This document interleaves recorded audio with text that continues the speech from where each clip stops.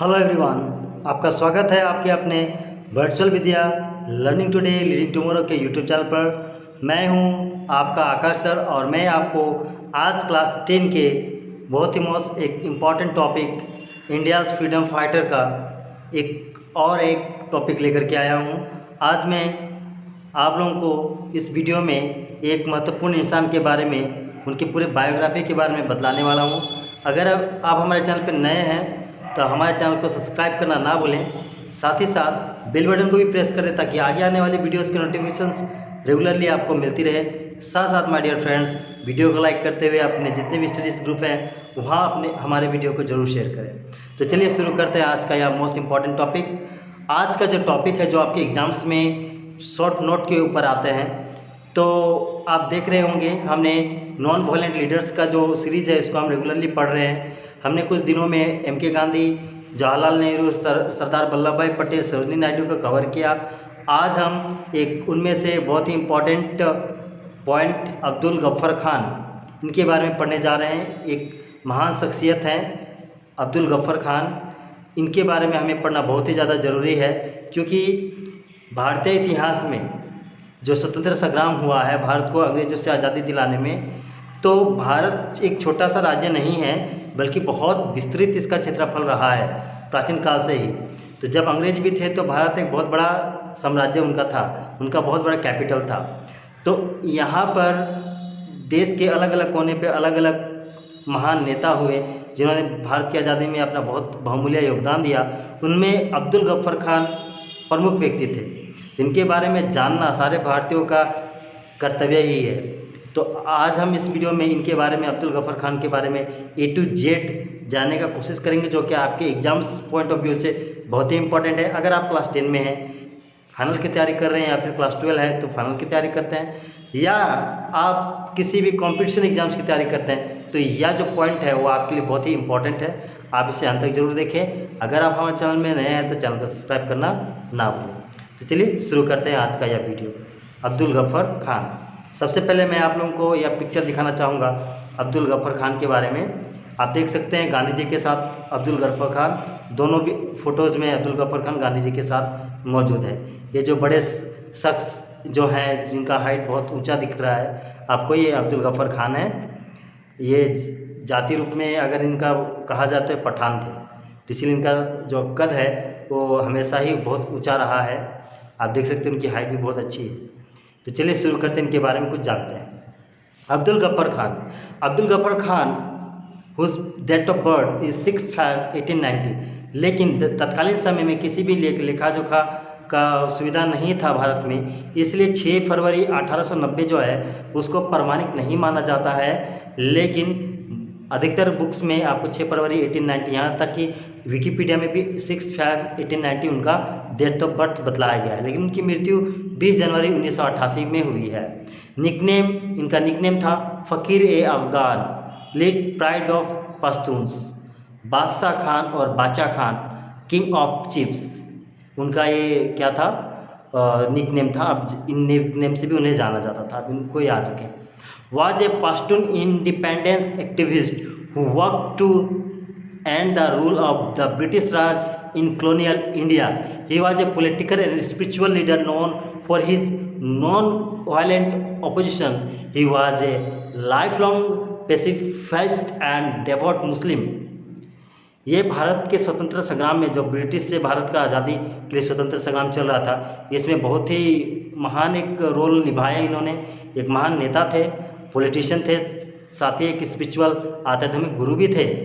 लेकिन मैं आप लोगों को बता दूं, ये पाश्तून कहाँ पर है अगर आप जानेंगे, पंजाब का जो प्रांत है, उसका जो पश्चिमी क्षेत्र है, जो अब वर्तमान में पाकिस्तान में पड़ता है, और कुछ भाग उसका अफगानिस्तान में पड़ता है, उससे पाश्तूनिस्तान कहा जाता है। तो वहीं के रहने वाले थे और वहाँ के ये लीडर थे, और वह भी पहले भारत का ही क्षेत्र था आज़ादी के पहले। तो वहाँ से इन्होंने अपने इंडिपेंडेंस के लिए एक्टिविस्ट के रूप में कार्य करना शुरू किया। गांधी जी के बहुत बड़े फॉलोअर थे ये। आप देख सकते हैं आगे स्लाइड में, a close friend of Mahatma Gandhi, close friend of Mahatma Gandhi, Bacha was nickname सरहदी गांधी। वो गांधी जी के बहुत ही क्लोज फ्रेंड थे, तो उन्हें सरहदी गांधी के नाम से भी जाना जाता था। Frontier Gandhi in British India by his closest associate Amir Chand Bamwal, उनके जो सहकर्मी थे, एसोसिएट थे अमिर चंद बनवाल ने उन्हें सीमांत गांधी, फ्रंटियर गांधी का नाम भी दिया था। अब इसे जरूर याद रखेंगे। बाचा खान फ्रॉम द खुदाई खिदमतगार servant of God movement in 1929, his success traced a harsh crackdown by the British against him and his supporters, and they suffered some of the most sharp repression of the Indian independence movement. बादशाह खान ने अपने क्षेत्र से ही भारत को आज़ाद कराने के लिए गांधी जी के साथ में अपने पूरे क्षेत्र, जो कि पंजाब प्रांत था उस समय, अफगानिस्तान और पाकिस्तान भी था, तो उस सारे क्षेत्र में सबसे ज़्यादा एक्टिव होकर के गांधी जी के जो नॉन वायलेंट का जो सूत्र था उसको पूरे वर्तमान के पाकिस्तान क्षेत्र में फैलाने का पूरा उत्तरदायित्व बाचा खान के ऊपर ही था, अब्दुल गफ्फर खान के ऊपर था। तो इन्होंने अपना काम बहुत खूबी किया। इसके चलते इन्होंने 1929 में सर्वेंट ऑफ गॉड, खुदाई खिदमतगार नामक एक संस्था का भी निर्माण किया। लेकिन अंग्रेज़ों ने इनके जितने भी सहकर्मी थे, इनके जितने भी डिसिपल्स थे, उनको पकड़ करके उनके द्वारा किए जा रहे भारत की आज़ादी के कार्यों को वे गैर कानूनी घोषित करके उनको पकड़ करके जेल में डालते थे, उन्हें बहुत यातनाएं भी दिया करते थे। लेकिन उन्होंने कभी भी हार नहीं माना। Bacha Khan strongly oppose the proposal of partition of India. जब भारत की आज़ादी के समय आया 1947, तो बाचा खान ने जो पार्टीशन ऑफ इंडिया है इसका बहुत ही अपोज किया, standing with the Indian National Congress. शुरुआत में तो कांग्रेस ने भी इसका विरोध किया और बाचा खान ने फुल्ली इसका सपोर्ट किया खुदाई खिदमतगार की तरफ से। And all India Azad Muslim conference he made, उन्होंने ऑल इंडिया आज़ाद मुस्लिम कॉन्फ्रेंस भी बनाया। When the Indian National Congress recurrently declared the exception of the partition plan without consulting the Khudai Khidmatgar leaders, he felt deeply betrayed and hurt by this, telling the Congress. लेकिन कांग्रेस को support किया। जब ये भारत के विभाजन के खिलाफ में थे कांग्रेस, तो इन्होंने सपोर्ट किया, खुदाई खिदमतगार ने भी सपोर्ट किया। लेकिन जब कांग्रेस ने चुपके से ये बात मान लेता है कि भारत का विभाजन करना होगा, हमारे देश के तत्कालीन प्रधानमंत्री जो थे नेहरू, यह बात मान लेते हैं कि भारत की अब विभाजन करनी होगी, पार्टीशन करना होगा, तो इनको बहुत दुख पहुंचता है, धक्का लगता है और वे कांग्रेस से अलग हो जाते हैं और उनको बहुत हर्ट होता है। और वे क्या करते हैं, you have thrown us to the wolves, वो कहते हैं कि कांग्रेस को कि आपने हमें भेड़ियों के सामने फेंक दिया। In June 1947 Khan and other Khudai Khidmatgars declare the Banos Revolution. Banos Revolution is one of the most historical revolution during Indian independence, but nobody knows about this.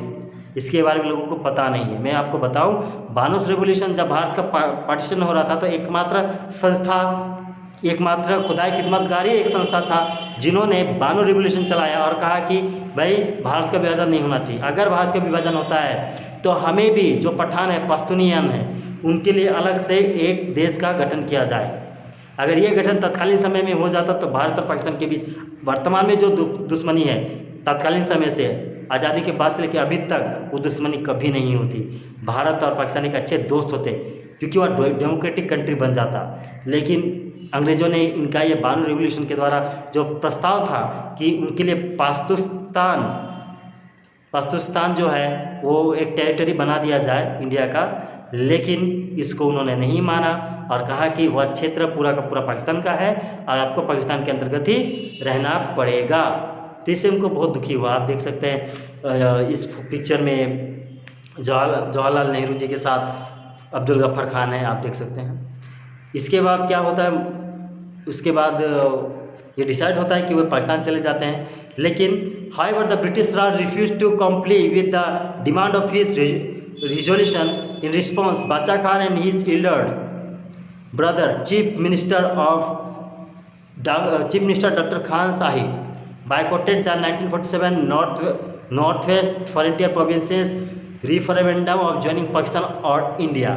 जब अंग्रेज़ों ने इनका ये जो प्रस्ताव था, रिजोल्यूशन था, नहीं माना पाकिस्तान बनाने का, तो उनके जो भाई थे, उनका नाम था डॉक्टर खान साहिब, वो लंदन से पढ़ के डॉक्टर बन करके आए हुए थे। तो उनके साथ मिल के उन्होंने 1947 में नॉर्थ वेस्ट फॉरेंटियर प्रोविंसेस रिफॉर्मेंडम का जो एक टीम था वो गठन किया और उन्होंने जो पाकिस्तान के साथ जुड़ने वाला जो बात है उसको बहिष्कार किया। बट ऑन ज्वाइनिंग पाकिस्तान और India stating that it did not have the opposition for the provinces to become independent or join after Afghanistan. उन्होंने कहा कि अगर आप किसी भी देश के साथ जाते हैं, अंग्रेजों ने उनको प्रस्ताव दिया, आप भारत के साथ भी जा सकते हैं, पाकिस्तान के साथ भी, लेकिन अगर आप भारत के साथ जाते हैं तो यहाँ अपोजिशन है, लेकिन पाकिस्तान में कोई अपोजिशन नहीं है, आप उसका अपोजिशन बन के जाए। लेकिन अगर आप दोनों के साथ नहीं जाना सकते तो आप अफगानिस्तान में अपना एक अलग उस देश में जा सकते हैं, ऐसा अंग्रेज़ों ने उनको कहा। तो उन्होंने सोचा कि नहीं, चलिए हम पाकिस्तान में ही जाते हैं। उन्होंने अंत में पाकिस्तान में ही जाना उचित समझा। After the partition of colonial India, Bacha Khan pledge allegiance to Pakistan but was frequently arrested by the Pakistani government between 1948 and 1954। क्योंकि जब वो पाकिस्तान में गए तो वहाँ पर मोहम्मद अली जिन्ना जो थे वे उनसे नफरत करने लगे, क्योंकि उनको लगता था कि बाचा खान जो है वो मुझसे ज़्यादा इफेक्टिव लीडर है, वो मेरा जो चार्म है, जो मेरा दबदबा पाकिस्तान में है उसको कम करा सकते हैं, इसलिए उनको कई बार जेल जाना पड़ता है। इन 1956 ही was arrested for the opposition of 1 unit programme. उन्होंने उस समय सरकार के, पाकिस्तानी सरकार के कार्यक्रमों का विरोध किया, इसलिए कई बार उनको अरेस्ट किया गया।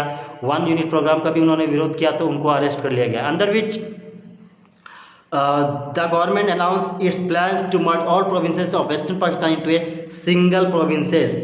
जब वेस्टर्न प्रोविंसेस जितना भी क्षेत्र था, प्रदेश था, उसको पाकिस्तान एक करना चाहा तो इसका विरोध बाचा खान ने किया, लेकिन अब्दुल गफ्फर खान बाचा खान को जेल में जाना पड़ा। खान वाज जेल्ड और in exile during much of 1960 and 1970। कई बार उन्हें जेल में रहना पड़ा। Upon his death in 1980 in Peshawar under house arrest, उनको घर पे ही पाकिस्तान सरकार के द्वारा हाउस अरेस्ट कर दिया गया। भुट्टो जी उस समय थे वहाँ के प्राइम मिनिस्टर, तो उन्होंने उसको अरेस्ट करके अपने घर में ही नज़रबंद कर दिया 1972-1988 अपने मृत्यु तक। Following his will he was bird at his house in Jalalabad Afghanistan. उसके बाद 1988 को जलालाबाद अफगानिस्तान में उनका जो है अपने ही घर में देहांत हो गया। 10,000 of mourners attend his funeral marching through the Khyber pass from Peshawar to Jalalabad. Pakistan से लगभग 10,000 लोग जलालाबाद गए खैबर दर्रे से, कि उनके जो मज़ार था, उनका जो अंतिम संस्कार था वो करने के लिए। He was murdered by 2 bombs explosion that kill 15 people. और उनके जो उस समय उनका जो हो रहा था, बम हो रहा था, उस समय जो उनका मॉर्नर हो रहा था, उस समय 2 बम विस्फोट कराया गया आतंकवादियों के द्वारा, जो मतलब लोगों को एक नहीं होने देना चाहते थे खुदाई खिदमतगार के अंडर में। तो उन्होंने बमबारी किया, उनमें 15 लोगों की भी मौत हो जाती है। Despite the heavy fighting at the time during the Soviet Afghan war, उस समय सोवियत अफगान का भी वार चल रहा था। But both side name the community army and the mujahideen declare a ceasefire allow Khan's burial. लेकिन इस दौरान जो सोवियत आर्मी है उन्होंने भी, और जो कम्युनिस्ट आर्मी, सोवियत आर्मी जो है, और जो अफगान आर्मी, उन्होंने भी संधि कर लिया, सीज फायर कर लिया, और उनके जो अंतिम संस्कार करने का पूरा उन्होंने समय दिया। इस अंतिम संस्कार में पाकिस्तान के बड़े से बड़े नेता तो मौजूद थे, लेकिन भारत के भी one of the biggest leader of Indian National Congress और our former prime minister of India Rajiv Gandhi भी उनके अंतिम संस्कार में पहुंचे थे। अफगानिस्तान के प्रधानमंत्री, राष्ट्रपति भी पहुंचे थे, उनको बहुत सम्मान प्राप्त हुआ। तकरीबन 2 लाख लोग उनके इस अंतिम संस्कार के समय पे उनके पास में खड़े थे। और भारत में इनके द्वारा किए गए कार्यों के लिए आपको मैं बता दूं, भारत में पहला एक पाकिस्तानी या पहला अफगानिस्तानी, इनको पाकिस्तानी कह सकते हैं आप, क्योंकि पाकिस्तान में ही चले गए थे, इनका नेशनलिस्टी पाकिस्तानी का ही था। भारत का में एक मात्र पाकिस्तानी को जिसको भारत रत्न का उपाधि दिया गया है, वो है एकमात्र अब्दुल गफ्फर खान, फोरेंटियर गांधी। इन्हें भारत रत्न का अवार्ड मिला हुआ है। ये अपने आप में एक इतिहास है, वो भी एक पाकिस्तानी को, क्योंकि इनके द्वारा किए गए कार्य गांधी जी से कम नहीं थे। और भारतीय आज़ादी का जो आंदोलन चला, इनका द्वारा बहुत महान कार्य किए गए हैं और लोगों को, मुस्लिम्स को एक करना और अहिंसा का पाठ पढ़ाने में ये नंबर 1 व्यक्ति तत्कालीन समय में सिद्ध हुए थे। तो ये थे अब्दुल गफ्फर खान। आपको यह वीडियो कैसी लगी? अगर आप हमारे चैनल पर नए हैं तो वर्चुअल विद्या लर्निंग टुडे लीडिंग टुमारो आपका अपना स्टडी चैनल है, आप इसे ज़रूर सब्सक्राइब करें, साथ ही साथ बेल बटन को भी प्रेस कर दें और ताकि आगे आने वाली वीडियोस के नोटिफिकेशंस आपको रेगुलरली मिलते रहे माय डियर फ्रेंड्स।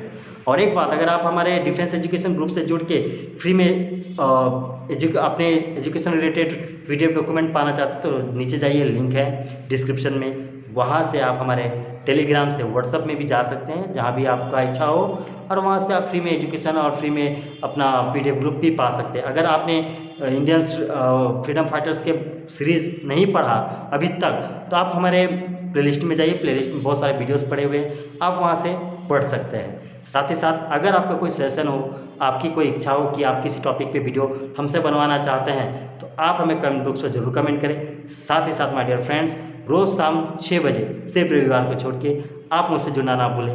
मैं हूं आपका आकाश सर और आप देख रहे थे virtual Vidya learning today leading tomorrow YouTube channel. So thank you for watching us.